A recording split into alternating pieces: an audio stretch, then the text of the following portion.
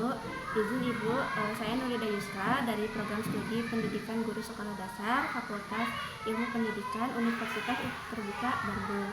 Sebelumnya saya di sini akan melakukan tugas diskusi kedua, yaitu tentang penerapannya program PKK di sekolah.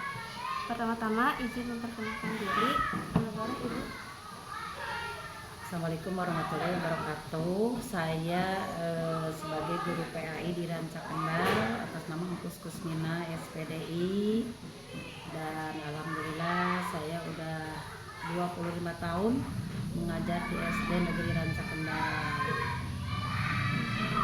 Sebelumnya kalau boleh tahu program PKK ini diterapkannya sejak kapan di SD Ranca Kendal ini? Alhamdulillah, kemungkinan kalau penanaman karakter ya sejak dari dulu juga di sekolah itu diutamakan karakter, sebab ketika siswa berkarakter baik, insya Allah keterampilan, ilmu pengetahuan akan berhasil dengan maksimal. Penerapan di SD Ranca Kendal dengan adanya program pendidikan karakter yang dicetuskan di Indonesia pada tahun 2017, dan secara bertahap kami telah melakukan upaya untuk menerapkan lebih intensif pendidikan karakter, yaitu dimulai dari senyum, sapa, sopan santun baik terhadap guru, orang tua ataupun teman. Ya, sudah kami terapkan, itu ditekankan, cuma ditekankan aja, dimulai dari tahun 2017, dan alhamdulillah untuk penerapan karakter kami upayakan bekerja sama dengan orang tua.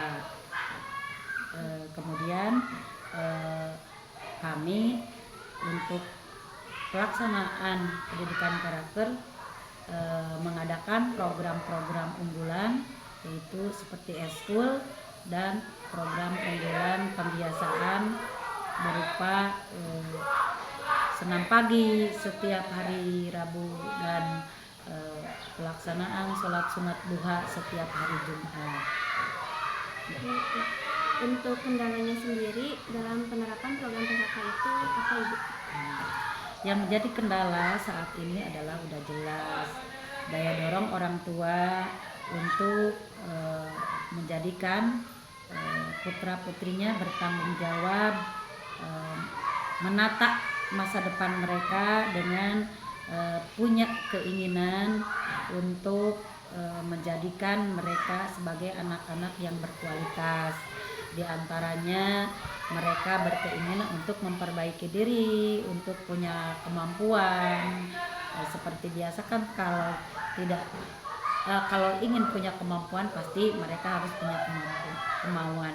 Nah, untuk kemauan tersebut yang paling utama adalah membutuhkan daya dorong orang tua. Apalagi saat ini kendala yang paling berat adalah dengan godaan bahwa anak-anak sekarang mengenal gadget.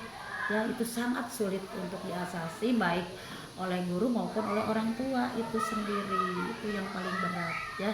Otomatis kami mengharapkan kepada semua orang tua untuk bekerja sama, mengalihkan perhatian mereka untuk selalu belajar dan punya kemampuan. Untuk cara mengatasi dari kendala tersebut itu bagaimana dilakukan oleh Ibu dan teman-teman dan dilakukan?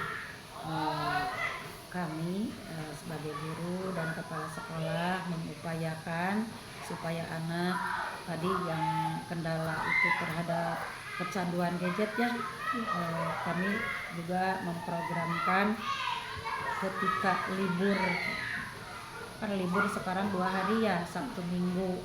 Nah, kami mengupayakan di hari Sabtu itu ada kegiatan-kegiatan eskul di sekolah seperti pramuka, kemudian ada eskul silat, dan meminta kepada semua orang tua untuk menggiringkan anak-anaknya untuk selalu berangkat ke sekolah. Itu pun memang sangat sulit sih, karena tergantung kepada kemauan anak itu sendiri. Gitu.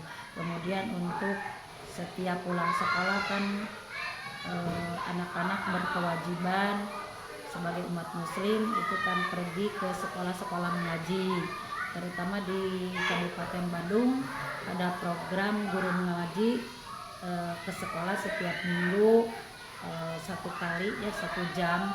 Itu pun bertujuan untuk mengajak para siswa untuk selalu belajar mengaji, bukan hanya belajar mengaji di sekolah tapi punya kemauan untuk belajar di madrasah-madrasah. Nah, untuk itu kami juga sangat berat karena tidak semua siswa ikut mengaji di luar sekolah gitu.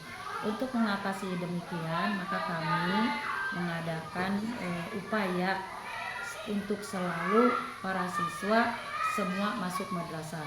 Itu pun berat karena satu faktor ekonomi mungkin, karena dengan biaya 10.000 pun kalau untuk ngaji kan susah ya. Yang apalagi yang kecanduan gadget itu boro-boro hayang ngaji, ingin keinginan untuk mengajikan, ingin keluar rumah juga tidak mau karena ada kecanduan gadget. Nah, itu yang paling sulit untuk kami atasi.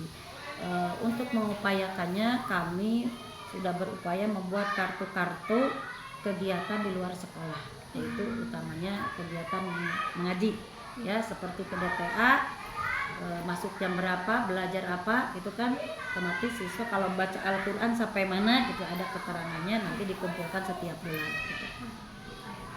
Jadi setelah penerapan program PKK dan adanya yang diterapkan program SDN yang terkendal terkait kartu mengaji, bukti mengaji, itu ada perubahan nggak dari siswanya? Ya alhamdulillah, sedikit demi sedikit orang tua juga antusias dan siswa itu merasa dia bertanggung jawab ya, kelihatannya begitu ada kan kalau anak itu ya tergantung bergaulnya dengan siapa kan gitu ya, otomatis kami mengarahkan coba saling peduli lah antara orang tua dan orang tua, antara guru dan orang tua, juga di masyarakat juga ketika ada anak berteman dengan anaknya itu berkewajiban untuk menegur, untuk mengajak, untuk berbuat yang menguntungkan untuk mereka. Seperti anak ini bergaul dengan anak ini, yang satu suka ngaji, yang satu malas ngaji, yang otomatis kami minta kepada orang tua ataupun siswa untuk ataupun siswa itu sendiri untuk peduli kepada temannya gitu. Minimal mengajak lah ya, saling bertukar pikiran, saling mengajak, saling mengisi untuk selalu memperbaiki dirinya sendiri. Untuk penilaiannya sendiri di program PKK ini, Ibu menilainya seperti apa gitu penilaian terhadap siswanya? Ya, kami menilai bukan hanya setiap pembelajaran di sekolah, tapi kami menilai itu antara guru dengan siswa atau dengan temannya atau di masyarakat. Itu kan kami kalau menilai di sekolah itu udah jelas ya. Kalau karakter itu kan tidak selalu berada di sekolah. Kadang-kadang anak kan di sekolah berkarakter demikian, di luar sekolah pasti beda. Jadi antara di sekolah dan di luar sekolah itu kami mengupayakan ada penilaian tersendiri, dan pastilah ketika anak berkarakter baik di sekolah itu pasti kami lihat. Kalau anak berkarakter baik di luar sekolah pasti kami mendengar, baik dari orang tua maupun dari temannya. Setelah penerapan program PKK ini, menurut Ibu program PKK ini perlu ada yang dievaluasi atau diperbaiki? Ya pasti banyak ya, banyak pola pikir masyarakat itu paling sulit ya, pola pikir anak itu sendiri, dan yang paling sulit adalah menanamkan tanggung jawab kepada mereka. Oke Ibu, terima kasih banyak atas wawancaranya. Mohon maaf waktunya. Saya ucapkan terima kasih. Sekian wawancara untuk hari ini. Terima kasih. Wassalamualaikum warahmatullahi wabarakatuh. Waalaikumsalam.